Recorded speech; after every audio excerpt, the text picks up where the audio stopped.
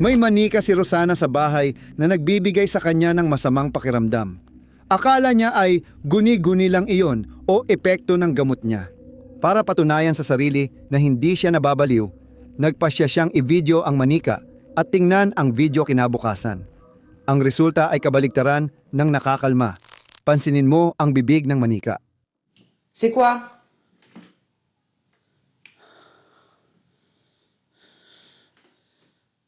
Oh non.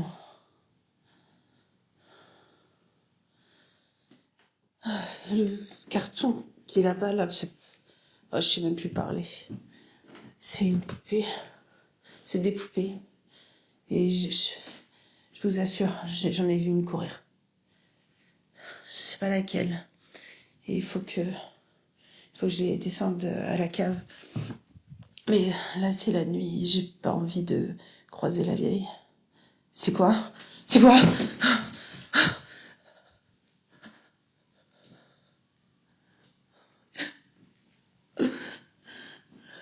C'est pas vrai. C'est trop.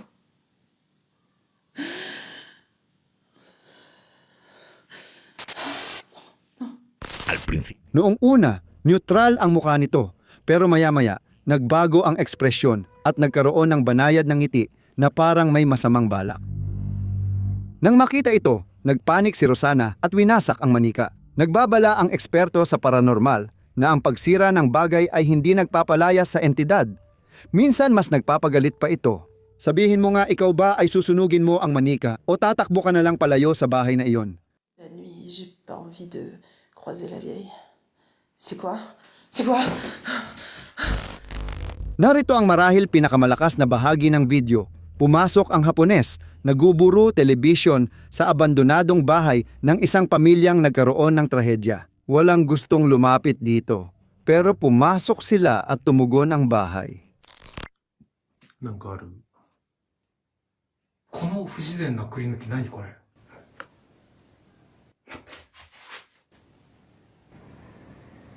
子供の声してない。してる。騒いでるね。こんな夜中に。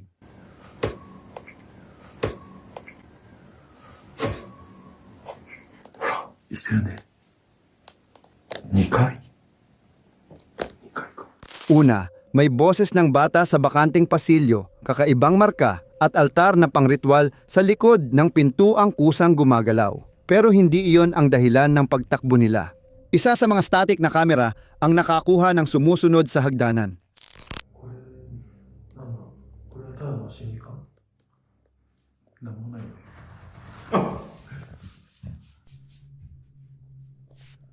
え、トントンってたぞ。これ開かない。これ、何やろ鏡の方。ああ何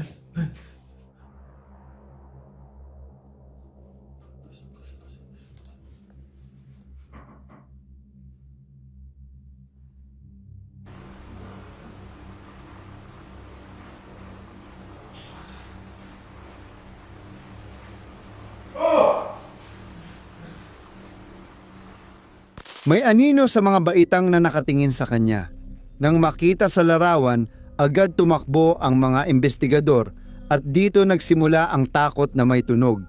Pakinggan, lakasan ang volume.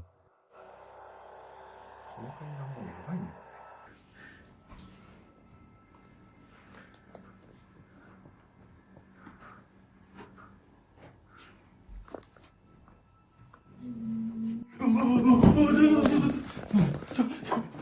よね。どうしたなんか言ったろ今。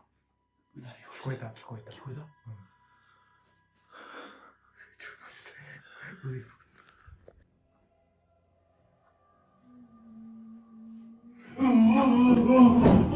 Ito ay pagdaing, purong sakit, hindi hangin o hayop, kundi tunog ng isang nagdurusa o nais magdulot ng sakit. Ito, walang duda, ay isa sa mga pinaka-nakakabahalang ebidensya na naitala kailanman. Walang nakakaalam kung ano ang naninirahan sa bahay na iyon, pero malinaw na ayaw nitong may bumibisita. Pumasok ang mga mananaliksik sa bahay na may marahas na aktibidad. Ayon sa iba, ang pagdarasal o pagprovoke sa mga entidad ay maaaring magpakita sila at mukhang naging sobrang epektibo ito ngayon. Habang ginagawa ang proseso, nagtuon sila sa isang manikang nakaupo, maging mapanuri. Oricare spirit te află aici, oricare entitate, oricare demon, oricare suflet neliniștit, oricare strigoi, prin puterea primordială prin care am fost investit, îți ordon să miști pina aia. Marș de aici! Bă, ca mea! Râmea aia, băi, frate. Marș de aici că nu cred așa ceva. Holy Jesus Christ! Îți ordon să miști pina aia. Marș de aici! Bă, ca mea! Vă arăt pina asta? Că nu-i legată cu nimic? Hă? Of, Doamne! Vă arăt pina asta? Hă? Știi cum am eu încoace? Iau răstoarnă, învârt-o pe tot. Uite, Dumnezeu, uite, Vă arăt pina asta care nu-i legată cu nimic? uite picioare în ea, măi. Hă? Dacă Răbușa nu e abonată de asta. Dar oricum poți să filmezi, îți dai seama. Vă arăt, mă, puterea asta primordială? Yumuko ang manika paabante. Walang daya, walang mekanismo. Gusto pa ng mga mananaliksik ng dagdag ebidensya, kaya inalis nila ang posibilidad ng panginginig at tumuon sa isa pang malapit na bagay. Naganap ulit ito. Oricare spirit te afla, oricare entitate, oricare demon, oricare strigoi, prin puterea primordială prin care am fost investit de către patriarh, îți ordon să miști. Mirela. Mișcă poza aia sau dă-o jos, fă ceva. Marș de aici! Aoleu! Ia, Maica Domnule, Uitați pozele, uitați poșetele, uitați poza că nu e legată cu nimic. Da? Uitați. Uitați pozele, uitați. Da? Da, Doamne. Dalawang magkaibang puwersang di nakikita, pero napagod na ang nilalang sa paulit-ulit na pagsubok. Prin puterea prin care am fost investit, să rup perdeaua aia. Trage-o cât are. băi, Alin, bă. Doamne, Maica,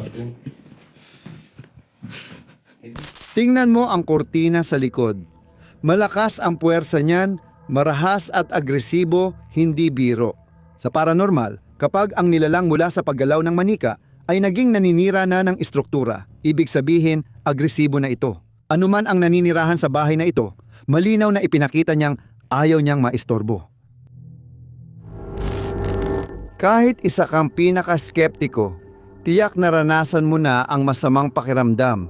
Yung bigat sa dibdib kapag pumasok ka sa lugar na parang hindi ka dapat nandoon. Kakilipat lang ng pamilyang ito sa Austin, Texas. Nakakuha sila ng magandang bahay sa murang halaga. Akala nila'y sulit na alok ito. Sa unang araw pa lang, nahilo na at di na gusto ng ina ang bahay.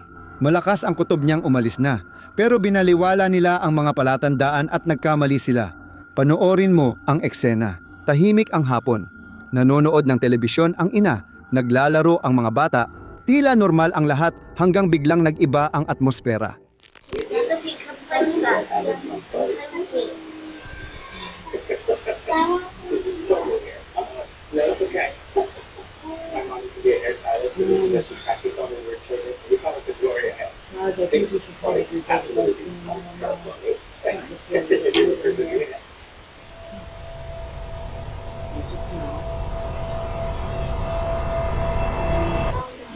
Ay Diyos ko mga anak, halika dito.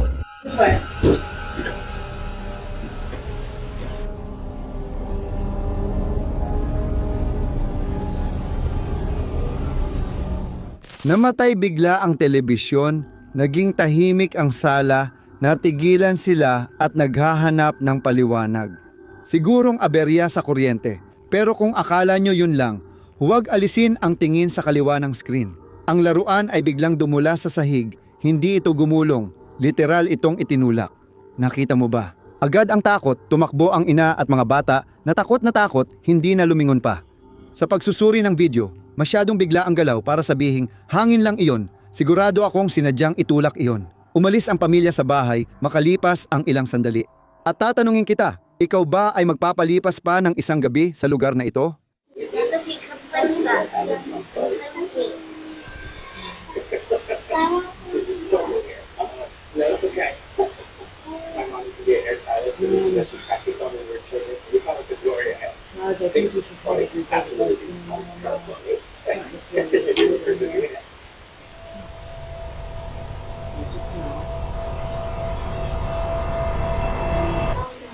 Ay Diyos ko, mga babae, halika dito.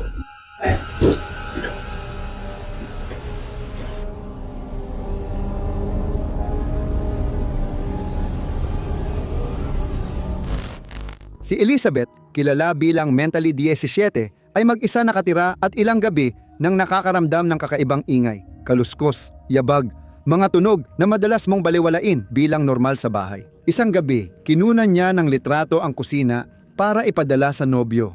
Sa una, parang normal, pero nang mag-zoom siya, parang huminto ang tibok ng puso niya. Tingnan mo ang gilid ng pintuan, may ulo ng tao, ang anggulo ay sobrang hindi normal. Masyadong mababa, masyadong sinadya, parang may nakayuko at nag-aabang. Nag-viral ang litrato, libu-libong tao ang sumigaw na umalis siya roon. Tumakas si Elizabeth sa bahay ng ilang araw.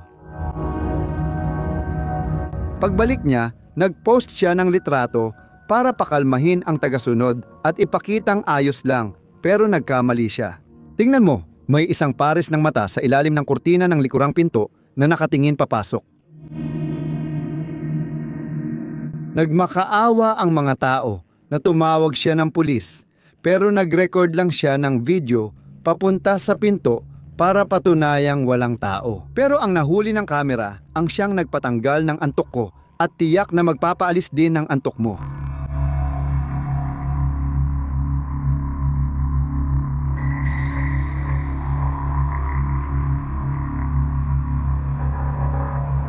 Huwag kang pipikit. May maputlang kamay na sumilip sa likod ng pinto at agad nawala. Siyempre, sumabog ang mga teorya, isang project.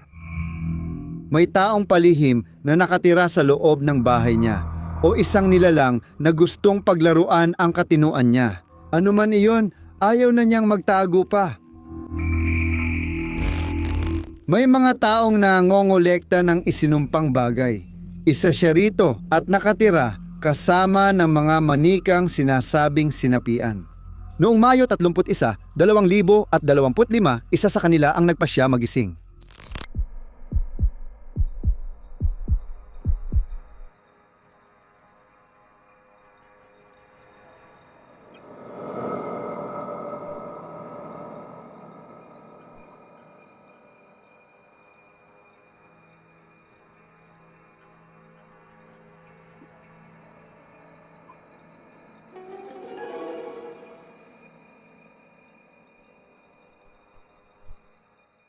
Tingnan mo ang manika sa gilid, yumuyuko ito na parang sinusubok ang grabidad. Baka akala mo basta na lang natumba, pero bigla itong umatras na parang may kakaibang lakas. Babala lang pala iyon. Walang alinlangan, karahasan ang naganap sa kusina.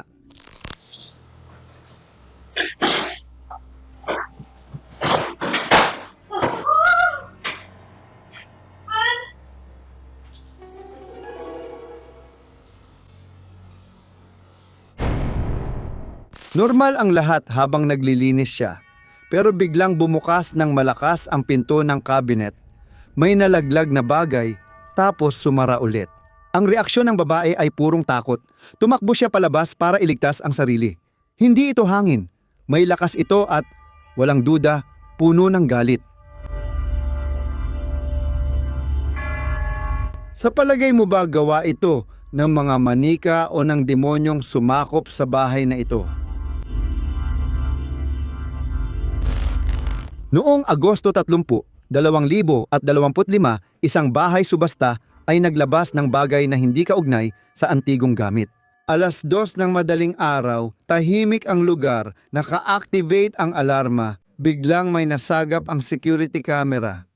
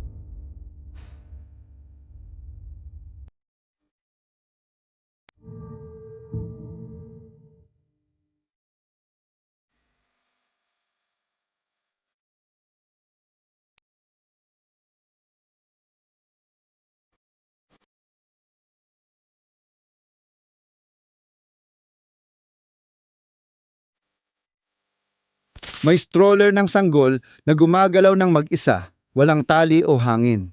Pansinin mo kung paano ito umiikot, tila may hindi nakikitang nagtutulak. Ang kakaiba rito ay ang stroller mula dekada 50 na matagal nang nandoon at hindi gumagalaw. Hindi ito isang lumang gamit na isinumpa mula ika-19 na siglo. Dahil sa takot, tumawag ang pamunuan ng medium. Aminin natin, bangungot para sa magulang ang makitang gumagalaw mag-isa ang stroller sa madilim na kwarto.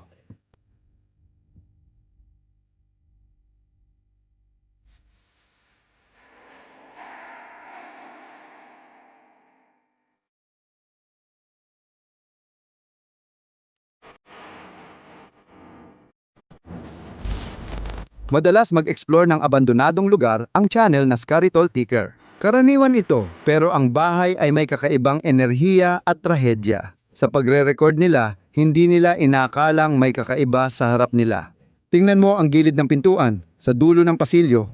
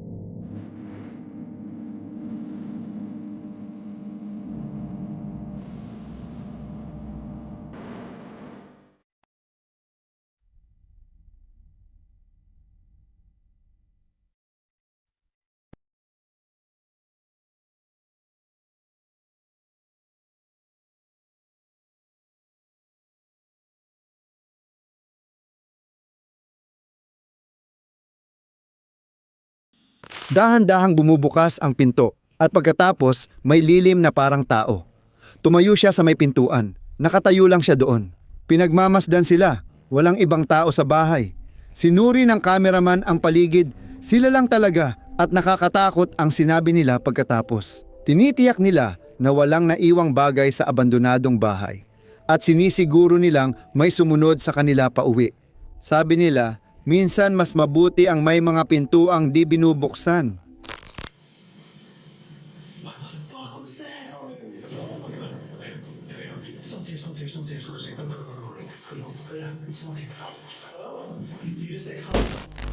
May kakaibang kilabot sa lumang laruan.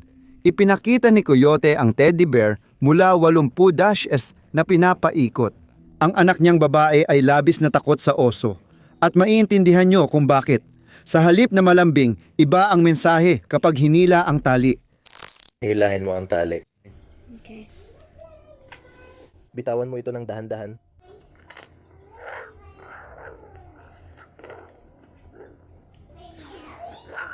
Gawin mo na ito palagi. Sige, gawin mo ulit pero mas mabagal. Pangako hindi ko sasabihin. Ang boses ay malalim, mabagal at masama. Akala ng pari narinig niya ang pangako, magsasabi ako. Ang AI na gumagawa ng subtitle sa social media ay mas malalang na-detect. Binasa o ininterpret sa ibang paraan ang subtitle. Pangako, hindi kita papatayin. Sige, hilahin mo ang tali. Okay. Hayaan mong dahan-dahan lang.